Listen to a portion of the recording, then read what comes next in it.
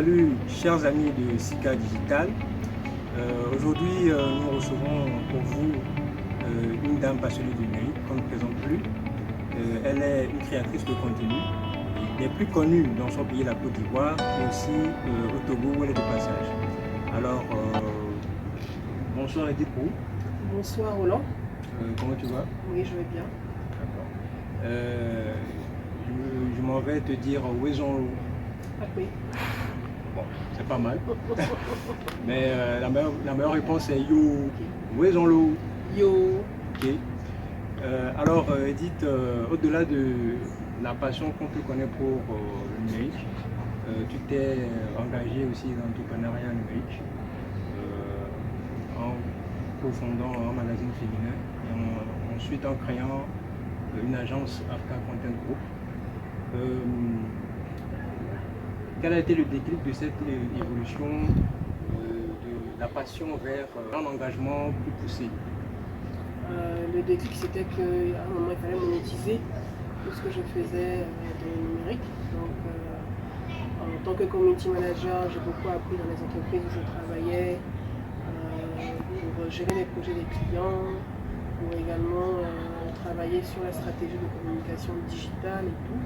Et à un moment, je me suis rendu compte que j'avais la capacité moi-même de créer de la richesse, donc de créer de l'emploi. Parce que quand tu crées une entreprise, tu emploies également des personnes pour travailler avec toi. Donc je me suis rendu compte que ce bagage, ce petit bagage me permettrait de pouvoir moi-même créer une entreprise dans le domaine du digital. Donc une agence de communication digitale. C'est vrai qu'il y a Ayana qui a été créée en 2011, que j'ai cofondée avec Annie Kwame, mais depuis c'est elle qui gère uniquement. Moi je me suis retirée de Ayana et voilà, ensuite en 2016 j'ai créé Afka Content Group.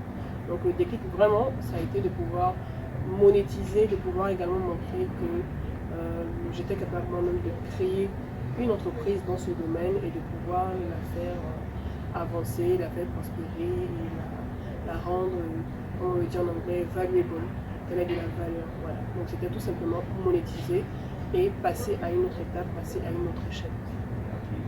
Pendant ton séjour, est-ce que tu as pu avoir l'occasion de découvrir certains créateurs de contenu togolais? C'est vrai que j'ai pas eu beaucoup de temps, c'est vrai qu'on avait un programme un peu chargé, mais j'ai eu l'occasion de passer ces 4 jours avec une Instagrammeuse et également youtubeuse qui s'appelle Sandra Marilyn et qui a une thématique lifestyle, mais surtout une thématique made in Togo et une thématique également sur la promotion du visiter le Togo, où elle fait la promotion des endroits touristiques dans ce pays. Et franchement c'est une belle découverte, une belle expérience.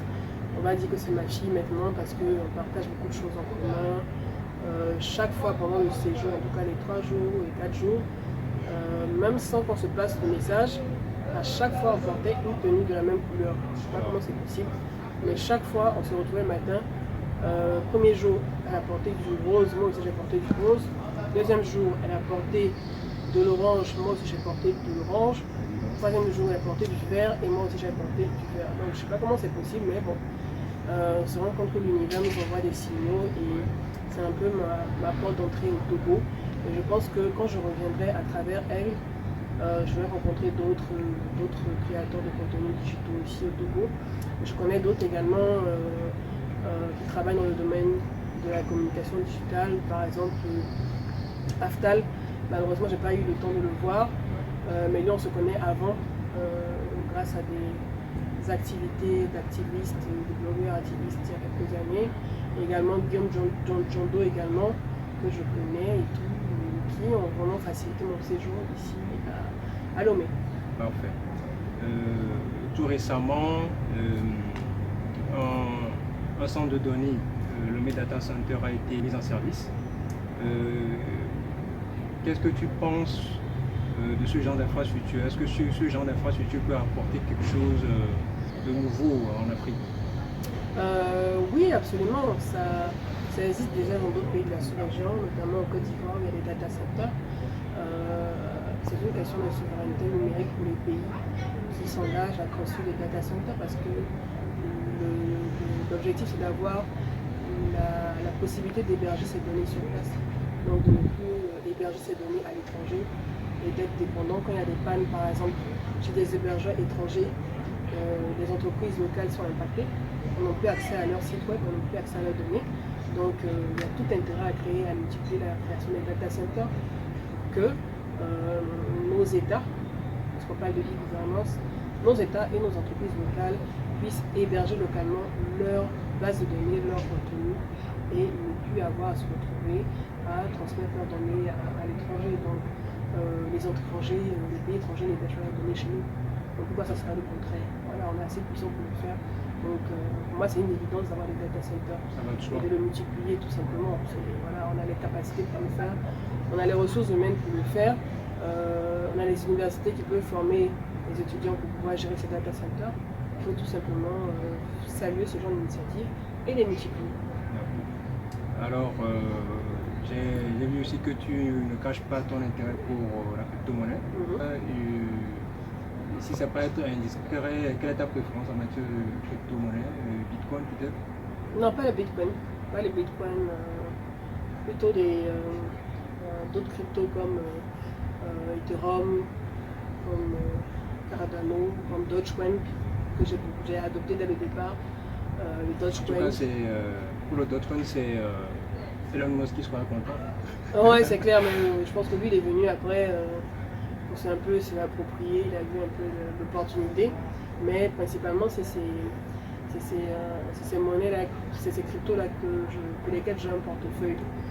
Mon portefeuille a essayé de diversifier, mais c'est vrai que le Bitcoin ne m'intéresse pas vraiment.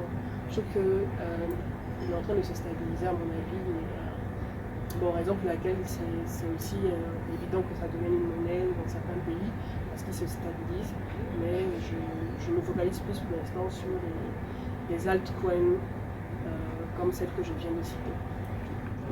Avec les crypto-monnaies, on voit apparaître certains phénomènes d'arnaque. Quel conseil donnerais-tu aux gens qui veulent se lancer dans la crypto-monnaie et pour éviter ce genre d'arnaque? Je leur dirais de se former, il faut se former, il faut comprendre d'abord c'est quoi les crypto-monnaies, l'intérêt des crypto-monnaies, et il faut comprendre que c'est risqué. Voilà. On se lance dans les crypto-monnaies parce que c'est un effet de mode. On se lance dans les crypto-monnaies parce qu'on comprend que c'est une réserve de valeur et on comprend que c'est pas un outil un outil qu'on appelle un scam pour devenir riche du jour au lendemain. Pas du tout ça. C'est un outil d'investissement. C'est un outil, on peut dire même d'épargne, mais qui présente des risques comme tout trading, même quand on trade à la bourse régionale des valeurs mobilières, il y a des risques quand on achète des actions. De voir le prix de l'action de, je sais pas, NCA ou EcoBank s'écouler alors qu'on l'achète à 8 000 francs. Quoi. Donc ça comporte des risques. Il ne faut pas se lancer dedans parce qu'on veut devenir riche du jour au lendemain. Il faut étudier, comprendre comment ça fonctionne, assumer les risques d'abord et puis être patient. Bon, c'est déjà la fin. Merci Edith. C'était un plaisir, Roland. Bon séjour et bon retour chez toi. Merci beaucoup. Alors, juste un petit rappel, Sika Digital se veut une tribune pour toutes les pépites du numérique en Afrique. Et c'est aussi un moyen pour nous de mettre en lumière toutes ces personnes qui, par leur passion pour le numérique, contribuent à changer, à apporter un changement dans leur communauté. Un moyen très simple de nous aider à développer cette chaîne, c'est tout simplement de vous abonner à la chaîne. Si vous l'avez déjà fait, je vous adresse un gros big up. Si vous ne l'avez pas encore fait, alors je vous encourage à le faire. Et d'ici là, je vous dis ciao.